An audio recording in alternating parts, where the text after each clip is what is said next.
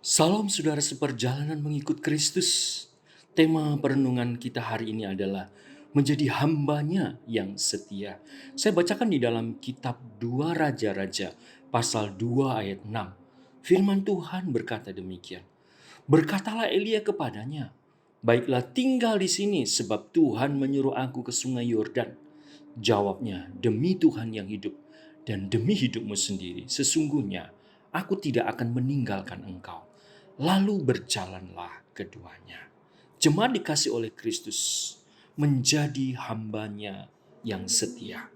Elisa sebagai abdi Allah yang dibimbing Nabi Elia terus mengikutinya sekalipun ia sudah diminta sampai 3 kali untuk ia meninggalkannya.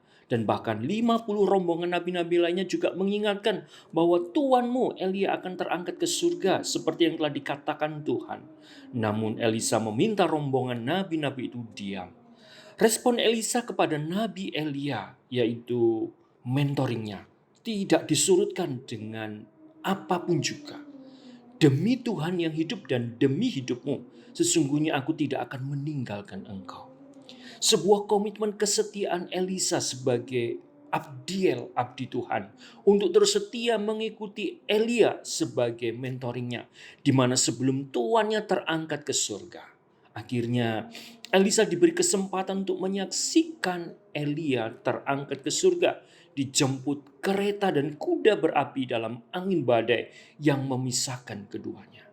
Tuhan perjanjian beranugerah, di mana kuasa Roh Allah yang menyertai Nabi Elia juga dikaruniakan kepada Elisa yang membawa ia siap kembali ke Samaria dengan kuasa Allah, mengerjakan fungsi kenabian, menyuarakan firman kebenaran kepada bangsa Israel yang tidak setia kepada Allah, yang hidupnya tegar tengkuk dan sungguh mendukakan hati Tuhan dengan penyembahan dewa-dewi asing, ilah-ilah mereka.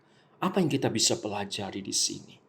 Ketika kita telah ditebus oleh Kristus, kita dijadikan sebagai abdi, hamba-hamba kebenarannya yang disertai dengan pribadi Roh Kudus, supaya kita dibimbing untuk belajar mengikuti dan meneladani Tuhan Yesus sebagai Tuhan kita dengan setia sampai akhir hidup kita, untuk menjadi pembawa suara kebenarannya di tengah dunia sekeliling kita yang dalam kuasa dosa, supaya banyak orang bertobat dan berbalik mengenal Tuhan perjanjian yang menebus dan menyelamatkan kita.